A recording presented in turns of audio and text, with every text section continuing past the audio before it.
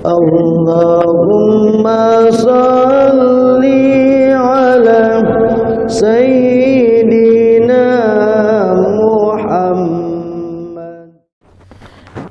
Bismillahirrahmanirrahim. Assalamualaikum warahmatullahi wabarakatuh. Innal hamdalillah nahmaduhu wa nusallim ala rasulihil karim, amma ba'du. Hadirin yang berbahagia, masih dalam suasana ta'lim di bab anjuran zuhud dan qanaah dalam kitab Fadilah Sedekah. Lanjutan dari hadis yang ke-19. Habib Azmi rahmatullah adalah seorang sufi yang masyhur. Ketika hampir wafat, ia tampak ketakutan dan khawatir. Seseorang bertanya, "Seorang ahli warak seperti engkau dalam keadaan sangat takut dan khawatir merupakan kejadian yang luar biasa. Kami tidak pernah melihat engkau seperti itu." Ia menjawab, "Perjalanan ini sangat jauh, bekalnya pun tidak memuaskan. Sebelum ini aku tidak pernah melihat jalan ini. Aku harus menemui tuanku yang tidak pernah saya temui sebelumnya. Aku harus melihat pemandangan-pemandangan yang dahsyat yang tidak pernah aku lihat sebelumnya.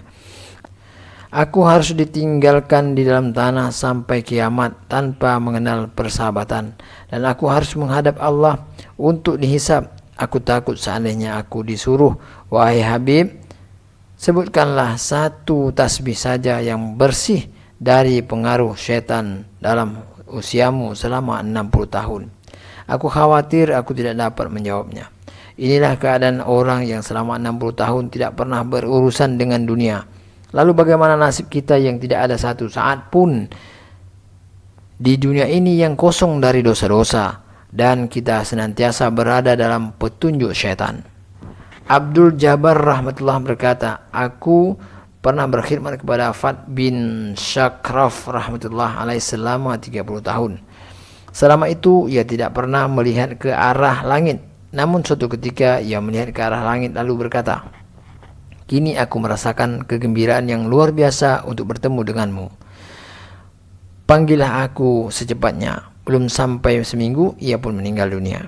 Abu Sa'id Musili rahmatullah berkata, setelah sholat Idul Adha, Fat bin Sa'id keluar dari medan sholat dengan lambat. Ketika kembali, ia melihat asap mulai keluar dari rumah-rumah yang mulai memasak daging hewan kurban. Ia pun menangis dan berkata, "Ya Allah, semua orang sudah memperoleh kedekatan denganmu melalui kurban."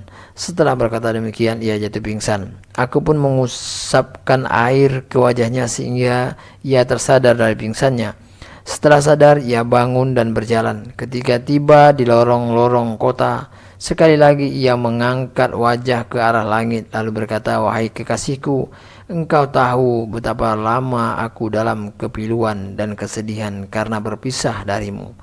Aku berjalan di lorong ini, tentu engkau ketahui, wahai kekasihku, sampai kapankah engkau menahanku di sini?" Setelah berkata demikian, sekali lagi ia terjatuh pingsan. Aku mengusapkan air lagi ke arah wajahnya sehingga ia sadar. Beberapa hari kemudian ia meninggal dunia. Muhammad bin Qasim rahmatullah berkata, 40 hari sebelum wafatnya, guru dan mursyid saya Muhammad bin Aslam Tausi rahmatullah berkata kepada saya,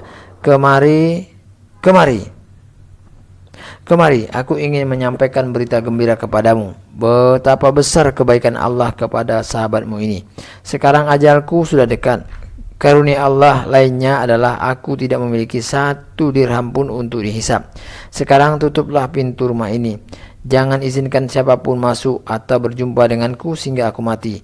Ketahuilah aku tidak memiliki apapun yang perlu dibagikan sebagai warisan kecuali kain, selimut, ceret, air untuk berwudu dan kitab-kitabku.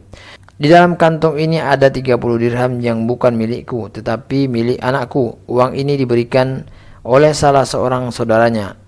Tidak ada sesuatu yang lebih halal bagiku dari harta tersebut. Rasulullah pernah bersabda, "Kamu dan hartamu adalah milik ayahmu." Dengan demikian, menurut hadis tersebut, uang ini halal bagiku. Dengan uang ini belilah kain kafan untukku sekedar untuk menutupi auratku. Jangan berlebihan, tetapi hanya sekedar cukup untuk menutup auratku saja. Kain dan selimut ini hendaklah dijadikan kafan. Jadi 3 helai kain untuk kafan, atau yang lebih sempurna lagi adalah kain, selimut, dan kain yang untuk menutupi aurat. Dengan ketiga jenis kain ini selimutilah aku. Tiada air untuk wudu ini berikanlah kepada orang fakir manapun yang mengerjakan sholat, agar ia dapat menggunakannya untuk berwudu. Setelah berwasiat demikian, pada hari yang keempat ia meninggal dunia. Abu Abdil Khaliq rahmatullah berkata, aku berada di sisi Yusuf bin Husain rahmatullah alaih ketika ia dalam keadaan naza. Ia berkata, ya Allah, aku telah menasihati manusia untuk berbuat baik secara lahiriah, tetapi secara batinnya aku tidak bersih dari kepalsuan nafsuku. Ampunilah kezalimanku terhadap nafsuku dengan berkat nasihat yang telah aku berikan kepada hamba-hambamu. Setelah berkata demikian, ia meninggal dunia. Dalam kitab Ithaf, betapa bahagianya orang-orang yang telah meninggal dunia dalam keadaan demikian. Mudah-mudahan Allah mengaruniakan kepada saya yang berdosa ini sebagian dari keberkahan mereka. Dia Maha Penyayang, dengan karunia-Nya tidak ada sesuatu pun yang mustahil. Demikian hadirin yang berbahagia, kita telah dengar sedikit ta'lim. Semoga ini menjadi renungan kita bersama, dan dengan kasih sayangnya Allah memberikan kekuatan bagi kita untuk mengamalkan dan menyampaikannya kepada saudara kita yang lain. Untuk sempurnanya majelis, kita tutup majelis kita dengan doa kifarah. Subhanakallahumma wa bihamdika asyhadu an la ilaha illa anta astaghfiruka wa atubu ilaik. Assalamualaikum warahmatullahi wabarakatuh.